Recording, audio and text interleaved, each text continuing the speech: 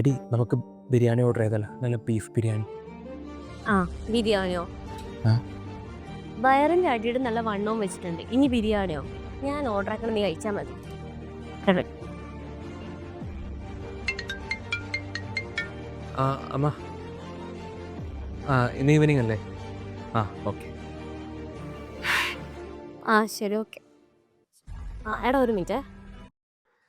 എടി ഇന്ന് ഈവനിങ് ഞാൻ പരിപാടിക്ക് കാണില്ല. അമ്മ വിളിച്ചിട്ടുണ്ടായിരുന്നു, ഒന്ന് ബാങ്കിൽ പോകണം, പിന്നെ അച്ഛനെ കൊണ്ടൊന്ന് ഹോസ്പിറ്റലിൽ പോകണം. ഇത് എപ്പോഴും ഇങ്ങനെയാണല്ലോ. എന്തെങ്കിലും ഒരു കാര്യം വരുമ്പോഴത്തേക്ക് ലാസ്റ്റ് നീ ഇങ്ങനെ തന്നെ എന്തെങ്കിലും പറഞ്ഞ് ഒഴിഞ്ഞു മാറും.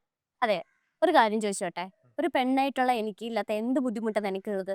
എടി നിനക്കൊക്കെ എന്നെ പറ്റി എന്തറിയാം? അല്ല, ഞാൻ ആരൊക്കെ പറഞ്ഞത് കേൾക്കണം? അച്ഛൻ പറഞ്ഞത് കേൾക്കണം, അമ്മ പറഞ്ഞത് കേൾക്കണം, പിന്നെ അനീത്തിയുടെ കാര്യം, പിന്നെ ഇവിടെ ജോലി സ്ഥലത്തും ഉടുക്കത്തെ വർക്ക് പ്രഷർ, പിന്നെ ഞാൻ ഇഷ്ടപ്പെട്ട പെണ്ണോ അവൾക്ക് ഞാൻ ടൈം കൊടുക്കണില്ല, പ്രയോറിറ്റി കൊടുക്കണില്ല പറഞ്ഞ് അവളെ നെട്ടിച്ച് പോയി. പിന്നെ നിങ്ങൾ ഫ്രണ്ട്സോ, എടി എനിക്ക് ആഗ്രഹമില്ലാഞ്ഞിട്ടുകൊണ്ടല്ല നിങ്ങളുടെ കറങ്ങാൻ വരാൻ, ട്രിപ്പ് പോകാനൊക്കെ. നോക്ക്, നിങ്ങൾ പെണ്ണുങ്ങൾക്ക് മാത്രമല്ല ഈ പറഞ്ഞ റെസ്ട്രിക്ഷനും കാര്യങ്ങളൊക്കെ നിങ്ങൾ ആണുങ്ങൾക്കും ഉണ്ട്. ഇതേ നോക്ക്, എന്നെപ്പോലെ ഒരുപാട് മിഡിൽ ക്ലാസ് ബോയ്സ് ഉണ്ട്. അവർക്കൊക്കെ ഈ പറയുന്ന റെസ്പോൺസിബിലിറ്റി കൊണ്ട്, പ്രഷർ കൊണ്ട്, ഫിനാൻഷ്യൽ പ്രോബ്ലംസ് ഉണ്ട്. അതൊന്നും പറഞ്ഞാൽ നിനക്ക് മനസ്സിലാവില്ലേ? അല്ലാതെ എനിക്ക് ഇഷ്ടമില്ലാഞ്ഞിട്ട് കൊണ്ടോ ആഗ്രഹമില്ലാത്തതുകൊണ്ടൊന്നുമല്ല.